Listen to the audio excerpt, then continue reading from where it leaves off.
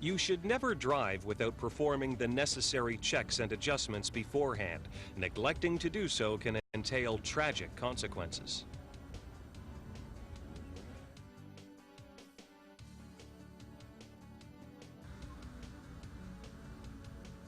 Perform the first checks as you approach your vehicle. Look under the body. Is there an oil or gas leak?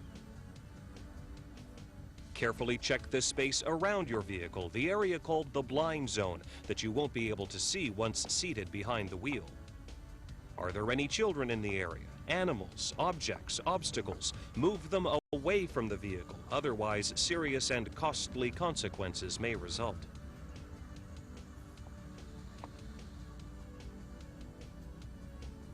At the same time, check the vehicle itself. Are the hood and trunk closed? Are there any signs of vandalism? Are the tires in good condition and properly inflated? What's the position of the front wheels? Are the windows, rear view mirrors, and headlights clean and in good condition? When all of these inspections are completed, you can enter the vehicle. If you have to walk on the road to open the door, be sure to face the traffic.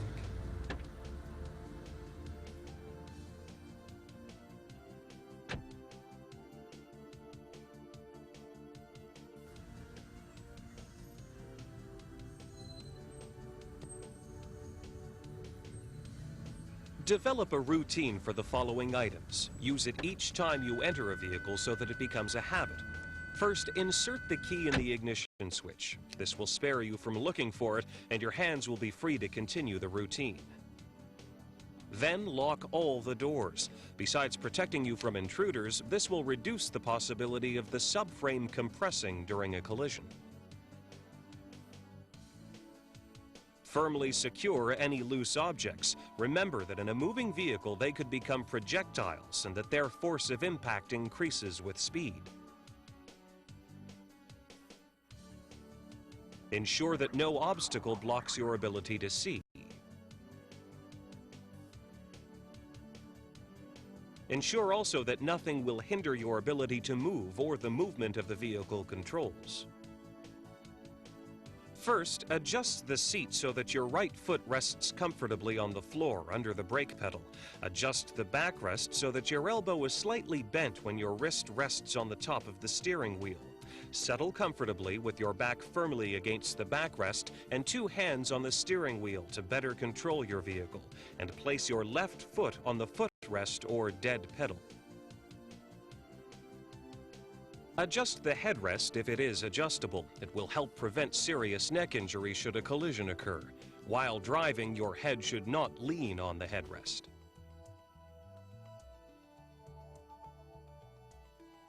Next, adjust the rear view mirrors. The interior rear view mirror should be adjusted to provide a large clear view to the rear from the upper right corner of the back window. The exterior left rear view mirror must reflect a view of the left rear that is not visible in the interior rear view mirror. It is properly adjusted if you can see a little of the edge of your car with the horizon in the middle of its reflection. Some vehicles may require starting the engine to activate the electric rear view mirrors. Ensure proper ventilation so as to eliminate fogging or frosting and to prevent the accumulation of carbon monoxide. If you use air vents, ensure that outside fresh air enters the vehicle. Letting your neurons breathe never hurt. Finally, buckle up and adjust your seatbelt. It is required by law in most jurisdictions, but it is first and foremost a matter of common sense. Fastening the safety belt reduces the risk of serious injury in the event of a collision and ensures better stability. You're now ready to start the engine.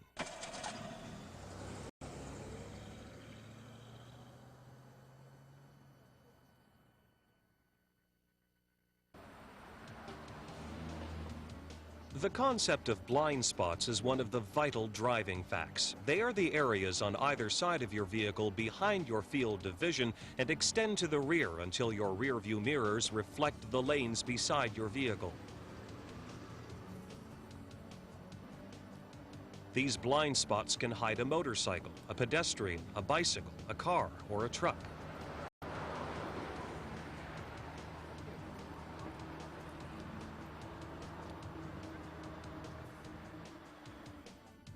To check a blind spot, turn your head till your chin reaches your shoulder and glance toward the back through the side window.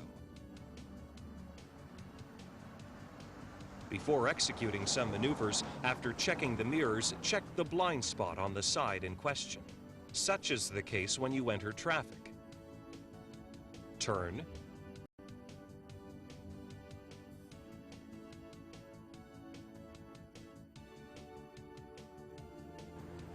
Change lanes.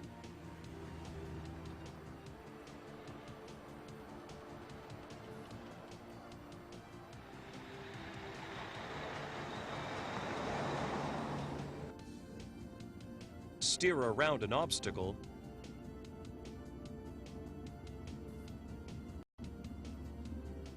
And merge with another roadway. Don't forget that all drivers have blind spots. Avoid driving in someone else's blind spot. Large vehicles, trucks, buses, etc., also have a blind spot directly behind them. Increase your following distance from these vehicles until you can see the driver in his or her left rear view mirror.